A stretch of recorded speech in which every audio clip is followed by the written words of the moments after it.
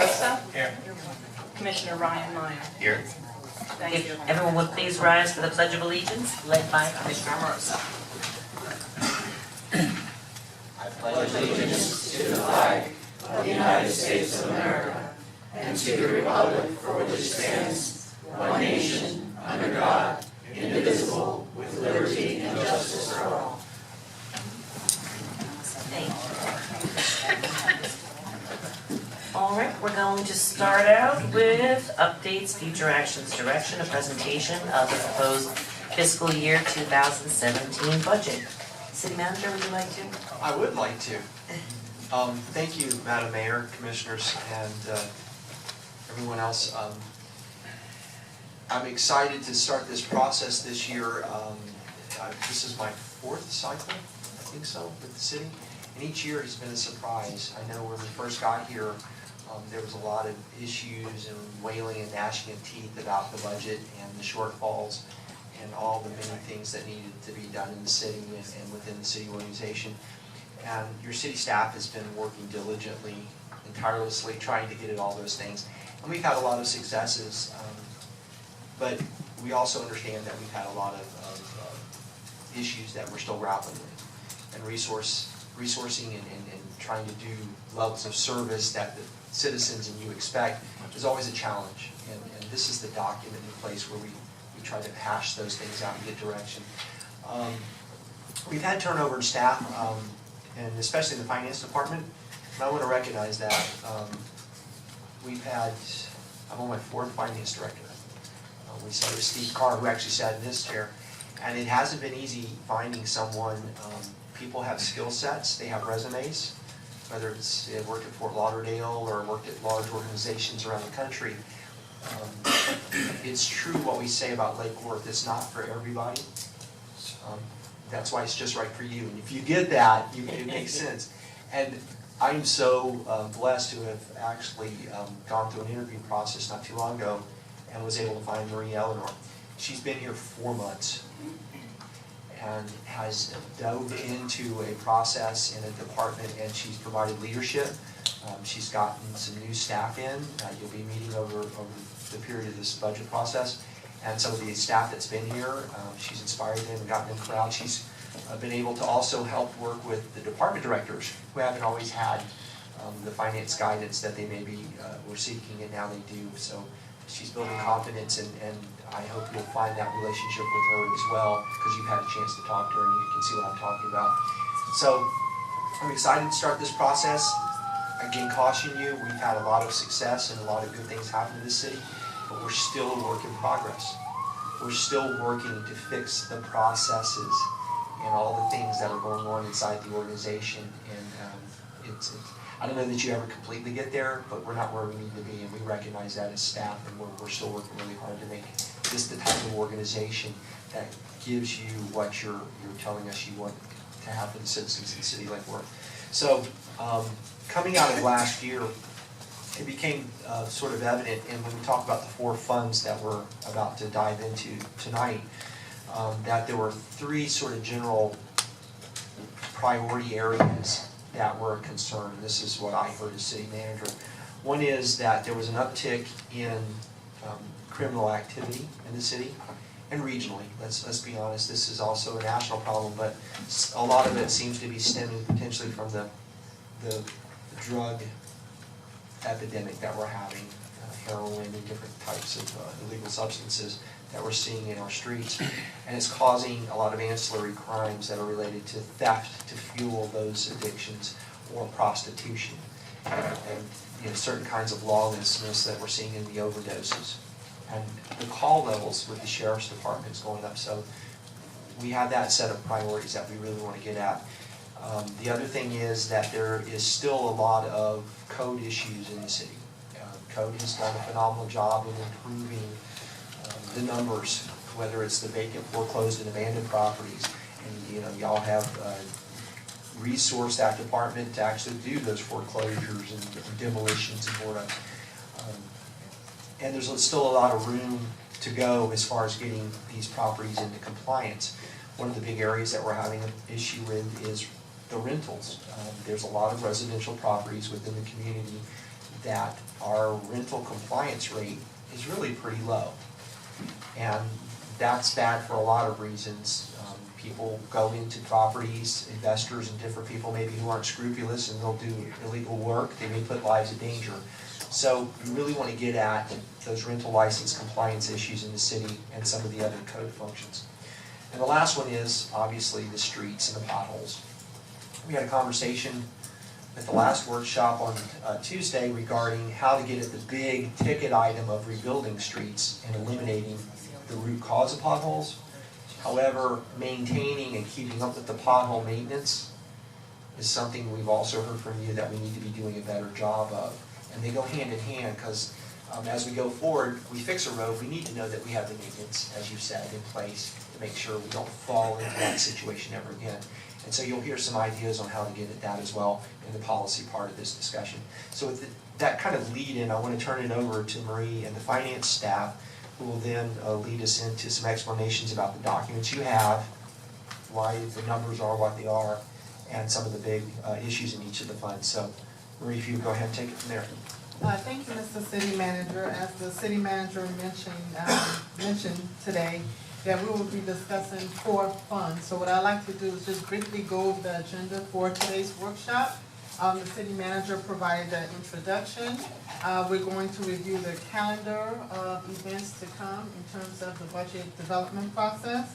We're going to go over the financials for the 4 funds that were mentioned, which are the general fund, the building fund, stormwater fund, and also the refuse sanitation fund. Also, as the City Manager just provided us an overview of, we're going to discuss the 3 main policy initiatives for the fiscal year 2017 budget, which is road maintenance, license compliance, code division, and public safety. And then towards the end of the presentation and discussion, we'll just provide some summaries of things that were discussed in our next step.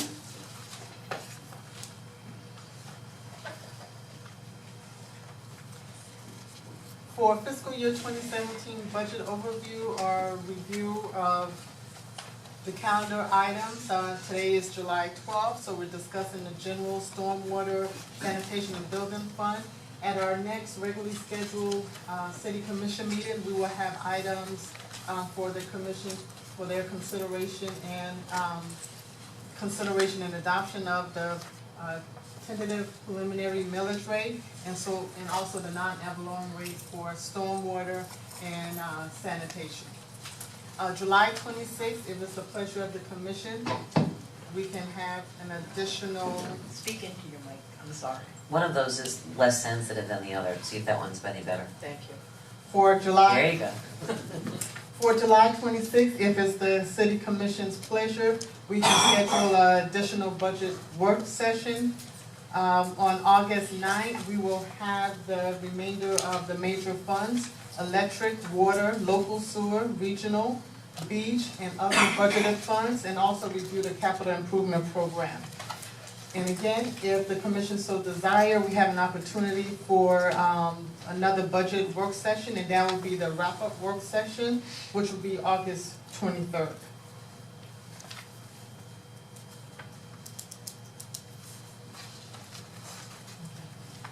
This IMP, and I know it's hard to read, and we did provide copies of the presentation, is a representation of all budgeted funds for fiscal year 2017, and I'll pause until the commission gets the presentation.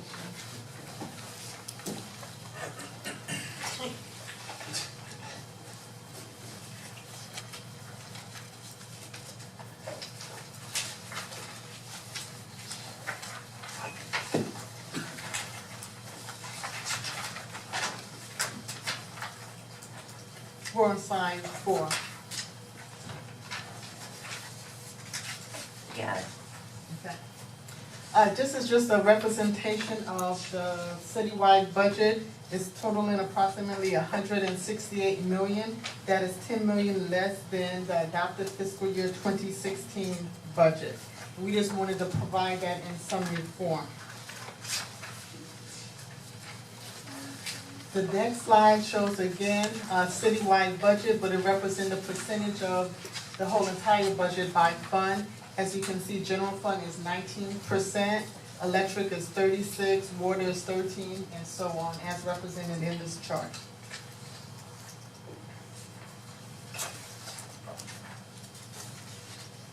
This next chart is just a representation of the general fund and revenue over the fiscal years that are represented there. For fiscal year 2017, staff has provided you with a balanced budget.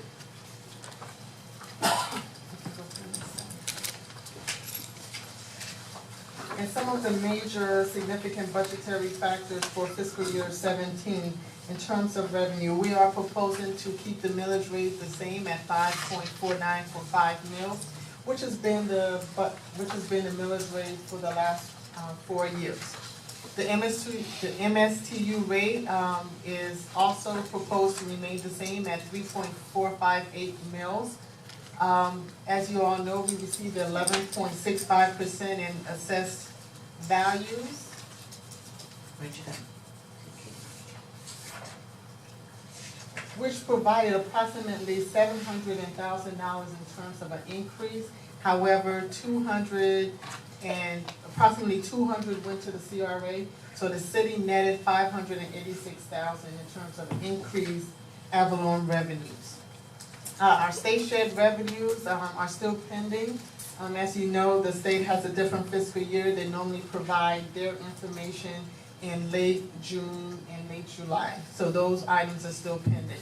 On the expenditure side for the general fund, we're expecting a 2% increase in our PBSO contract for a total of approximately $12.4 million.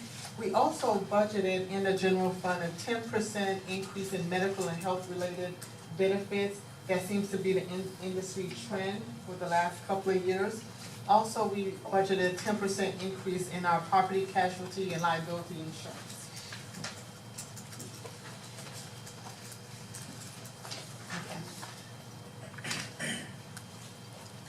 Last week or so, staff provided several things. Staff provided a copy of the budget in brief. And staff also provided what I'm going to refer to as the blue document, which provided some fund summaries and also divisional recaps. What you see right here is the proposed fiscal year 2017 budget balance. And that number is $31,961,947. That is provided to you in the budget in brief.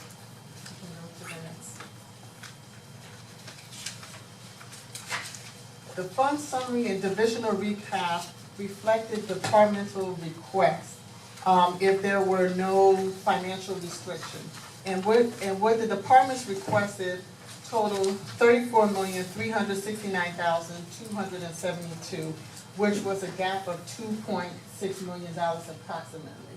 So after reviewing the department requests, staff looked at it, looked at our resources, which was only $31,690,000. Can you go back to the previous slide? $31,961,000.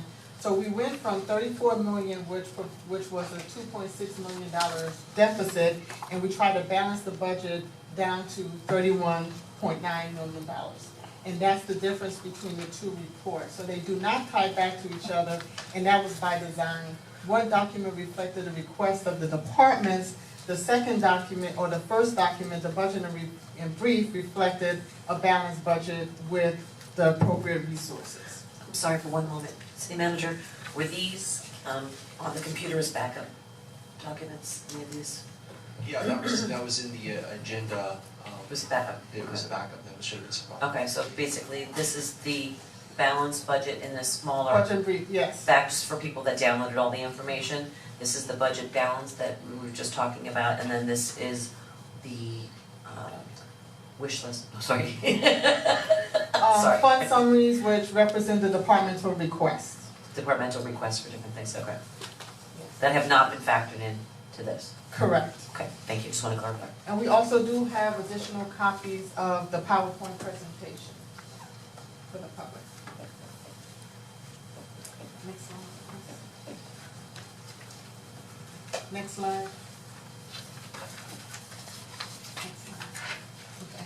For the general fund at approximately 31.9 million has some uncontrollable and some controllable costs. The non-controllable costs, again, is police services and is insurance, which is essentially a pass-through. We have the fire service and the insurance, which is another pass-through. General employees pension plan, also the CRA contribution, which increased by approximately $200,000. And we have the utility cost.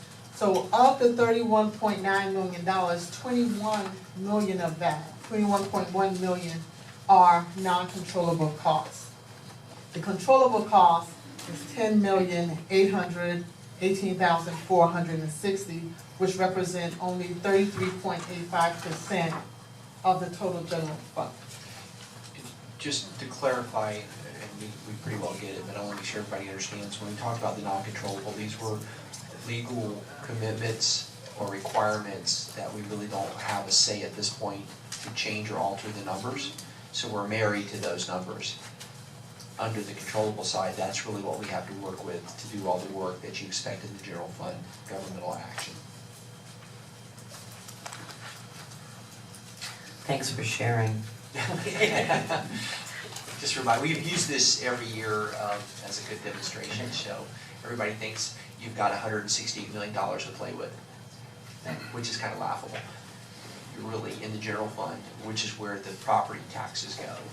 You're really dealing with about $10 million of things that you have policy decisions on at this point. Here we have just over the last 2 years, the percentage change in terms of controllable and uncontrollable costs. In 2014, the actual budget was 29.2 million. Of that, we only had a controllable of 8.5 million, which is 29.31%. And as you can see for fiscal year 2015, and our adjusted budget for 2016 at 31.1 million, we have a controllable cost of only 34.96%. So as you can see, the controllable is actually decreasing as other items increase.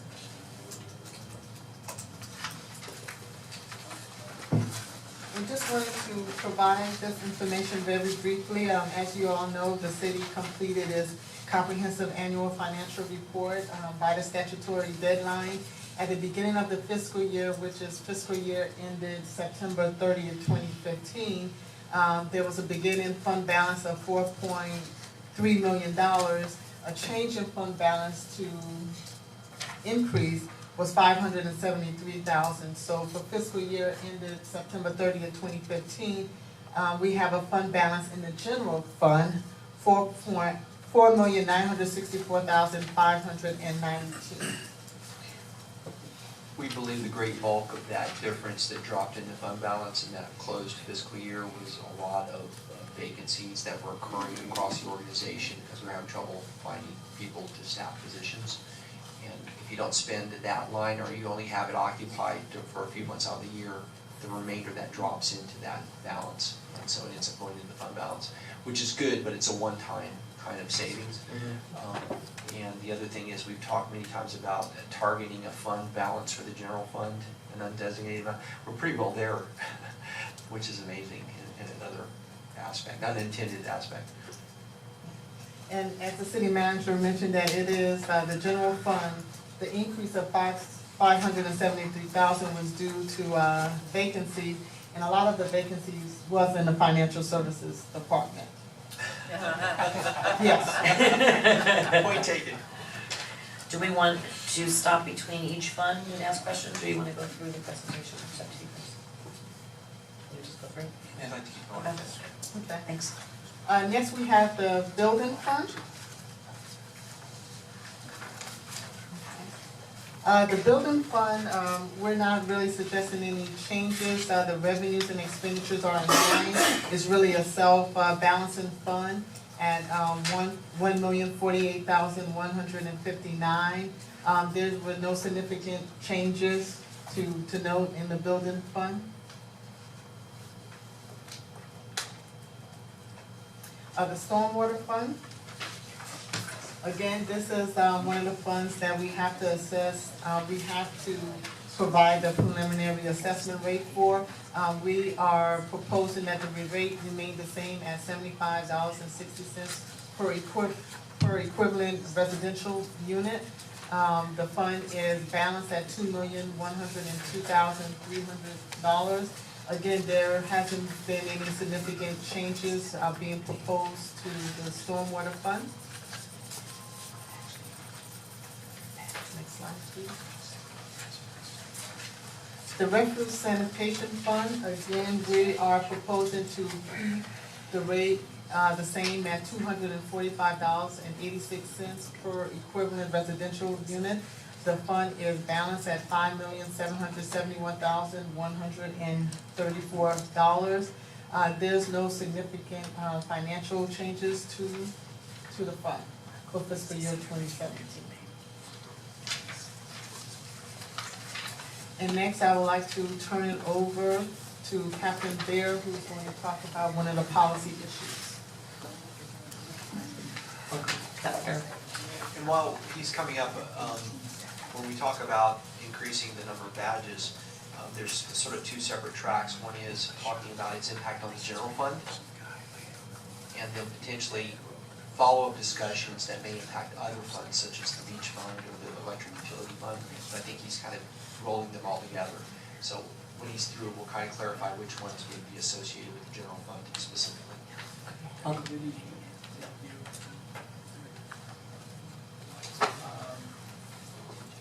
We're mid-contract on our, You might wanna take that microphone off and just hold it.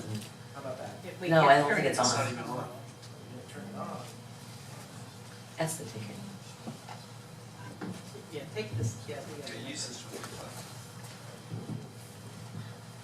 How about that? There you go. We're mid-contract.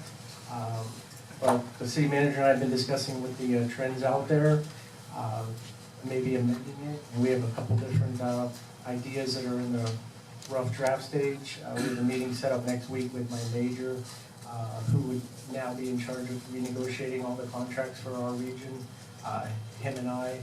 This is a good slide just to show a couple of things. Our manpower since 2011 and our call volume from 2011 to 2015. I've showed you this in a previous presentation, but it highlights the need. When we merged over in 2008, we had 91 sworn. And then it did include a lot of supervision and whatnot. We had a lot more, like a city was typically ran with a lot more of the lieutenants and the sergeants and whatnot. It was renegotiated down twice, with the last time being in 2011 under previous regimes. But in 2011, you can see that aquamarine bars kind of shaped like an L. We had 80 sworn. And as again, a lot of that was lieutenants taken out and things like that, which we were able to do, and that's one of the advantages of running like a district instead of a city police department.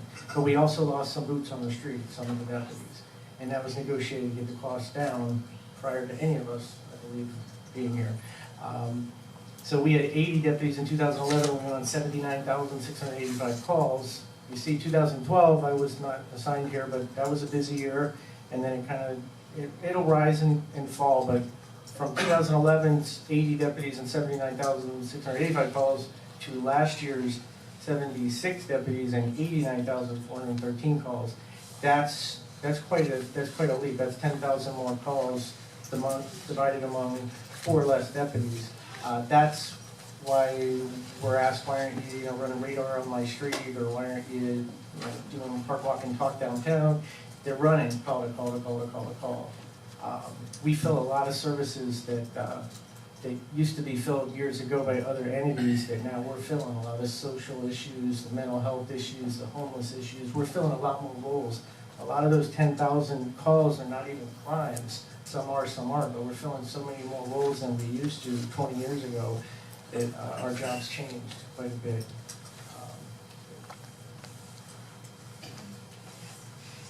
This is just a comparison to a neighboring district in our region, which I've showed you this before, but it shows that when people say we're not working, or maybe we just need to work harder with what we have.